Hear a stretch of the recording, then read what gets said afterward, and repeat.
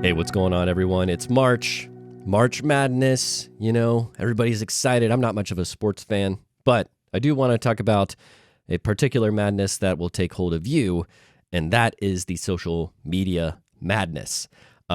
This is going to kind of be a heretical episode, but I want you, as I start diving into this heresy, because basically I'm going after social media, okay? But as I start to dive into this heresy, I want you to be cognizant of your ideas that pop into your head, of almost like denials that might pop up, of resistance that might pop up, of anger that might build, because a lot of these are going to be key indicators of evidence of the truth of what I'm actually talking about. Social media is a bubble, folks, right? It's a bubble. It's a giant MLM, and that's the madness.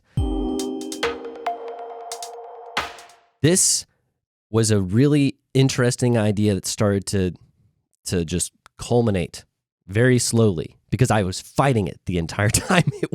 It was building within me because of what it ultimately communicated about my own business, my own offers, right? And it really had me reevaluating several conversations I've had with clients over the years. To former clients, I apologize. Always learning, always trying to do better.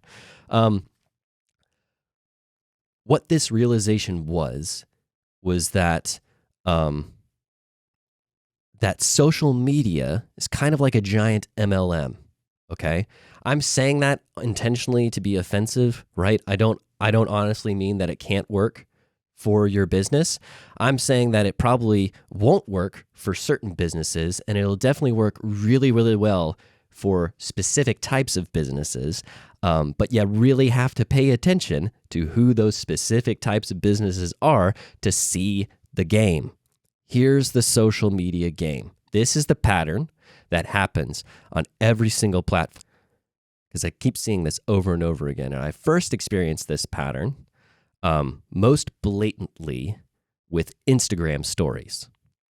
Okay, so this was I started to come across an unusually similar aesthetic amongst certain Instagram story creators.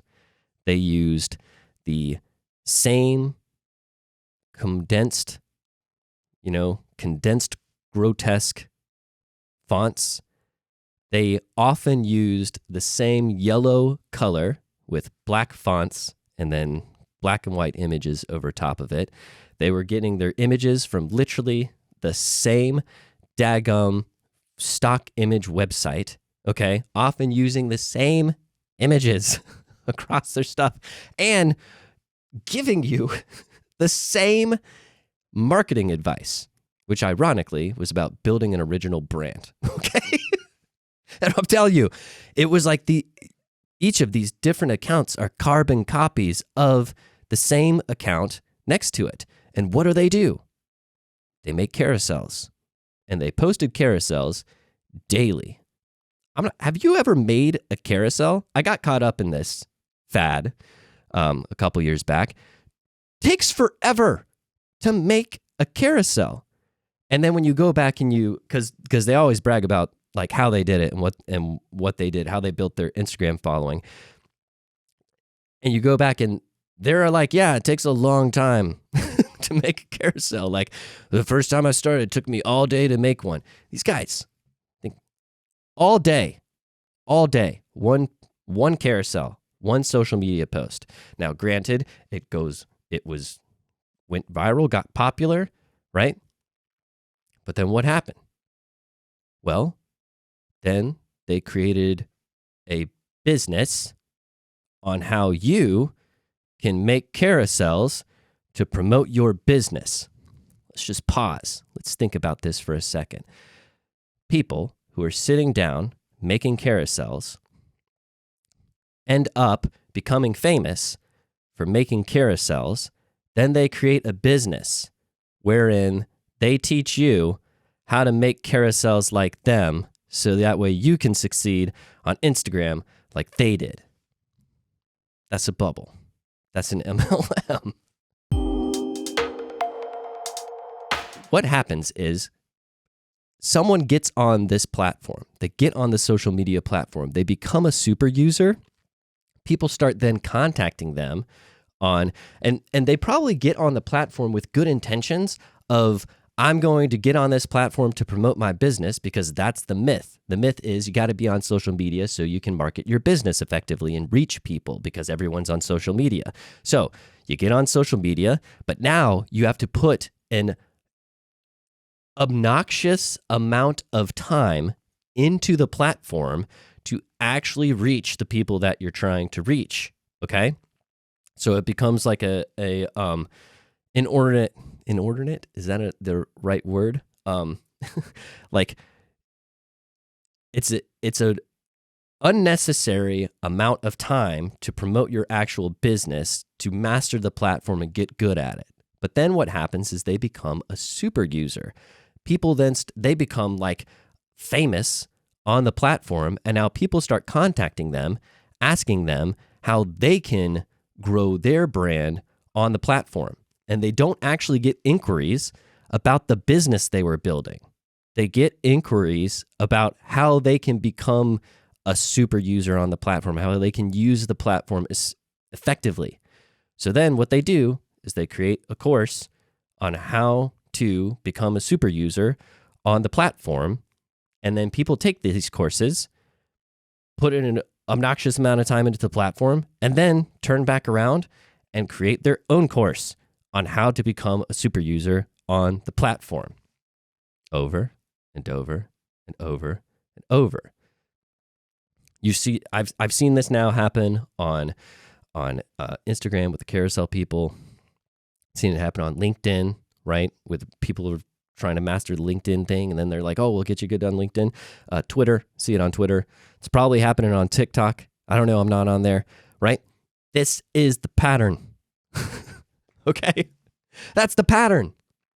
So I started to realize, I was like, oh my God, this is a bubble. And the fact that this pattern exists, and you've got these super users, they become essentially the role models for success on the pattern, on the platform, okay? And they're just there in essence to perpetuate the myth that you got to be on the platform. Because what's their answer? Well, their answer was they got on the platform, they got successful on the platform, and now their business is the platform. So obviously it's going to work for your business, right? But what they just did is it now becomes, their whole business now becomes being a professional super user of that specific platform. And that's it. It's stopped being whatever their former business was, right? Like, so once I started to see this, I started to be like, oh crap, we're caught in a bubble. We're caught in a social media bubble. You really have to be careful who you're listening to and who you're talking to, because now everybody on these platforms is parroting the same lie over and over again. Yes, you have to be on this platform. Yes, it's going to work for your business. It's going to work awesome for your business. I don't know. I don't think so. I'm not convinced. And when I started to become extremely unconvinced is when I was talking to my friend, and he owns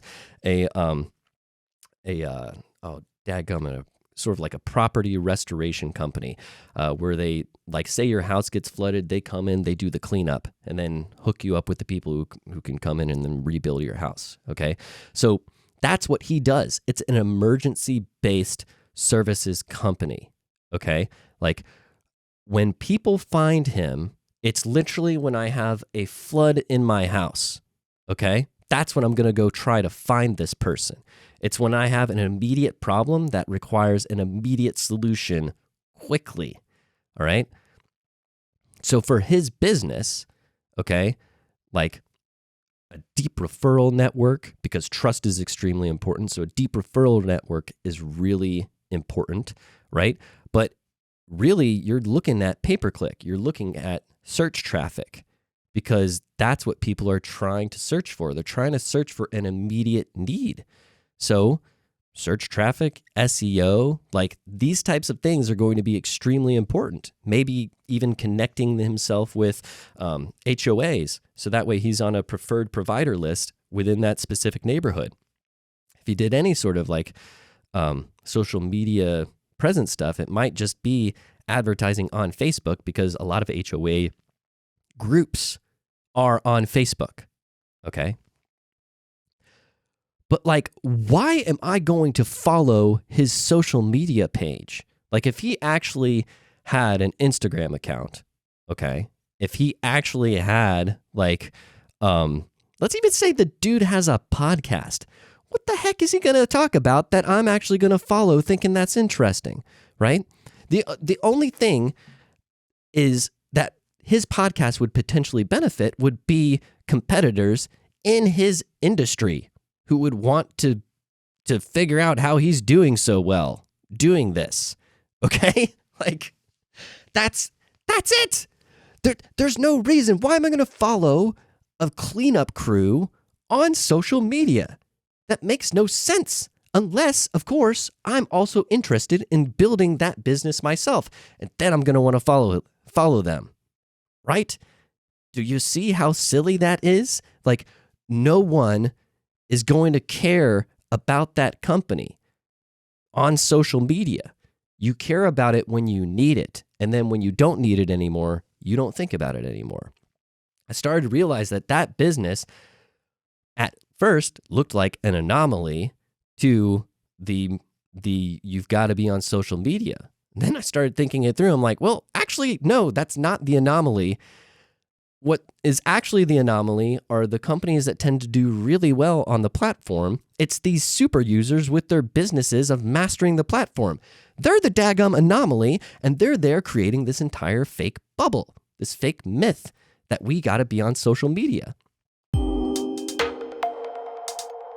Who I think actually truly benefits from social media, because people are going to like be super pissed. They're going to be like, no, it worked for my business.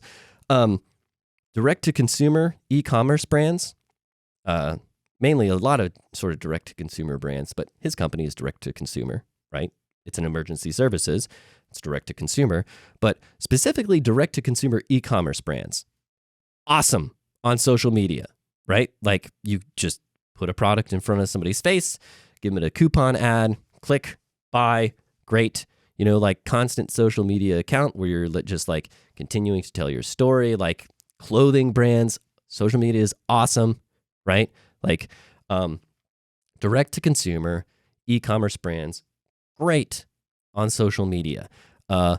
Online businesses, excellent on social media, because the whole point is you're trying to build up your trust, cultivate a deep relationship with your audience, and then constantly be giving them digital products to purchase from you, right? Because in essence, the online course business is somewhat like an e-commerce direct-to-consumer brand.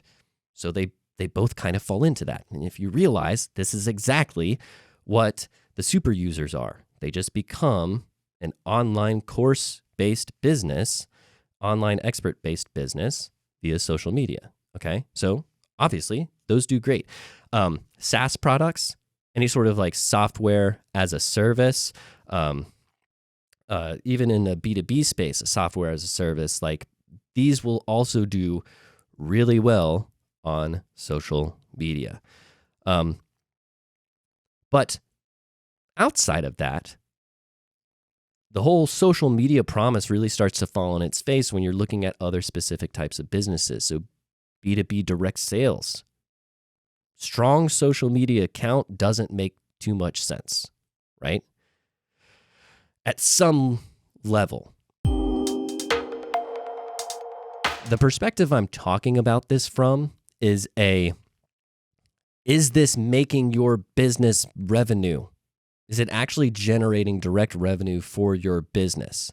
You know, like, because that's basically saying, is it growing your business? Is it growing your brand? Is it actually going to support you? Are you getting customers from social media? You know, These are the questions you have to actually ask to evaluate the level of effort that you put forth into social media, because the level of effort that people demand that you put in is obnoxious in order to actually like gain the following that you need, right? Like what are we trying to do? Gain all these followers anyways? You know, like how many of the followers that you have are actively paying you money? Now, obviously, money should not be the entire driving factor, but if it's not the driving factor, what is? What are you doing it for? What's the promise here? Why are you actively building a social media network? Why are you building a social media following? What's the purpose? What's the point? Is it a necessary part of your brand strategy? Is it a necessary part of your business strategy? Right? These are things you actually have to start asking yourself, because that'll help you to understand what's the level of priority, which will help you to understand then the level of effort required to then be pouring into this platform. And you want to make sure that you're not just caught up in the lie and caught up in the madness and doing it for what we call vanity metrics, right?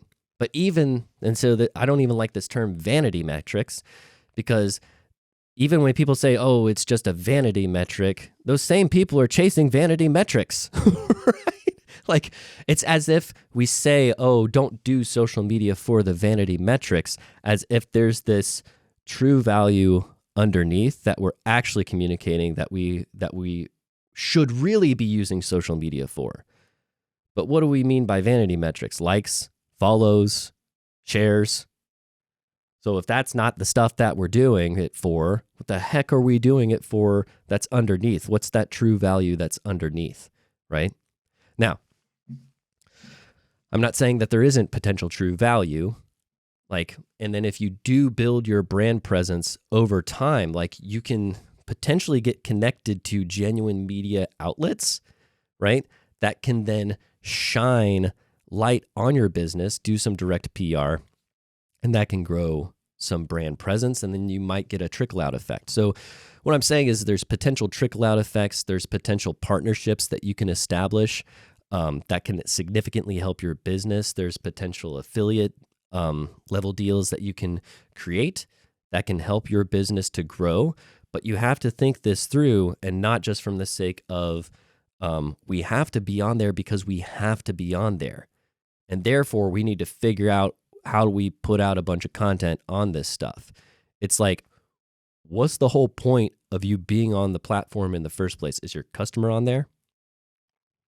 How are you going to reach that customer and then pull them into your ecosystem, right? Or if it is about brand cultivation and growing your presence and growing your authority, then you have to understand that that's what the whole point is, and then give it that appropriate amount of effort, right? Instead of putting out 2 hours a day, 5 hours a day, hiring an entire person, right, on your team to be pushing stuff out, you can't just blindly trust social media as a given, as an essential, as a necessity.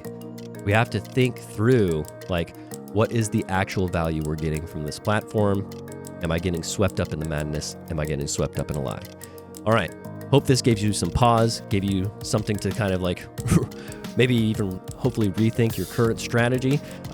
As always, if you have any questions, you can reach me at Storytelligent on Instagram and Twitter. And you can also find me on my website at McNabbStorytelling.com. Love to hear from you. See you in the next one. Take care.